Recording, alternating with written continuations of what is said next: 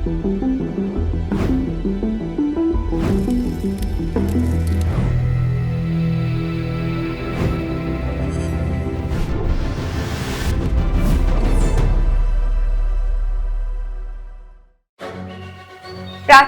মানুষ জঙ্গলে একা একা পশুদের মতোই ঘুরে বেড়াত। তারপর তারা আস্তে আস্তে নিজেদের তাগিদেই গোষ্ঠীবদ্ধ হতে শুরু করলো। গোষ্ঠীবদ্ধ হয়ে তাদের পশু শিকারও সুবিধা হলো, বন্য পশুর আক্রমণের হাত থেকে বাঁচাও সহজ।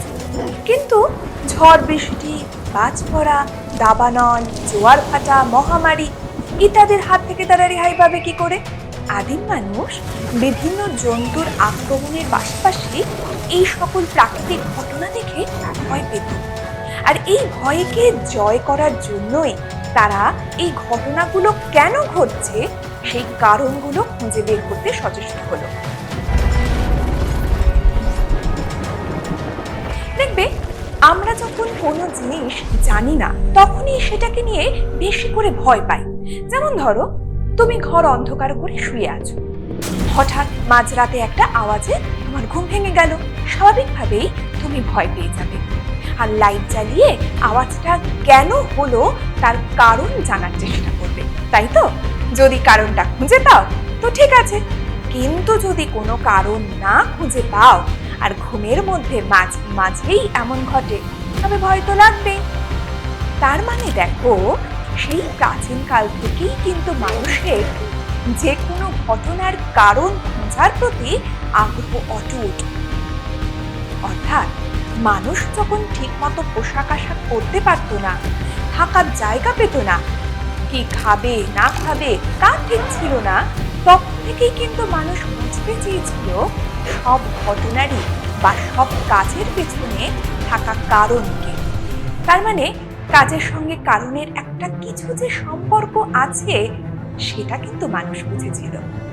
কিন্তু সেটা কেমন সম্পর্ক বলতে পারবে? মানে কারণ থাকলে কি কার্যটা ঘটবেই? তোমাদের যদি মনে হয় যে হ্যাঁ, অবশ্যই কারণ ঘটলে কার্য হবেই, তাহলে আমার একটা প্রশ্নের উত্তর দাও দেখি। বলো তো, বৃষ্টির কারণ কি? মেঘ, তাই তো? কিন্তু মেঘ হলে কি সব সময়ই বৃষ্টি হয়? হয় না। তার মানে কারণ ঘটলে কার্য অনিবার্যভাবে ঘটছে এমনটা কিন্তু সর্বক্ষেত্রে নয়। অর্থাৎ কারণ কার্যের মধ্যে আবশ্যিক বা অনিবার্য কোনো সম্পর্ক আছে এটা তোমরা বলতে পারবে না। এবার তোমাদের মনে হচ্ছে যে হ্যাঁ, ঠিকই তো, কারণ ঘটলে কার্য নাও ঘটতে পারে। কিন্তু দেখো, এই যে আমাদের পৃথিবীতে দিন রাত হয়, এর কারণ তোমরা সবাই জানো, পৃথিবীর আহ্নিক গতি। তাহলে এমনকি কখনো সম্ভব যে পৃথিবীর আহ্নিক গতি ঘটছে কিন্তু দিন রাত ঘটছে না? সম্ভব নয়। তার মানে এক্ষেত্রে কিন্তু কারণটা ঘটলে অবশ্যই কার্যটাও ঘটছে। তার মানে তো এটাই দাঁড়ায় যে কার্য কারণের মধ্যে ক্ষেত্রে আবশ্যিক বা অনিবার্য সম্পর্ক থাকছে। কনফিউজিং না? একবার মনে হচ্ছে কার্যকারণের মধ্যে আবশ্যিক সম্পর্ক নেই, আবার দেখা যাচ্ছে কার্যকারণের মধ্যে আবশ্যিক সম্পর্ক আছে। আসলে কার্যকারণের মধ্যে সম্পর্কটা কেমন তা নিয়ে অভিজ্ঞতাবাদী ও বুদ্ধিবাদী দুদল দার্শনিক এই দুরকম ভিন্ন ভিন্ন মত পোষণ করেছেন।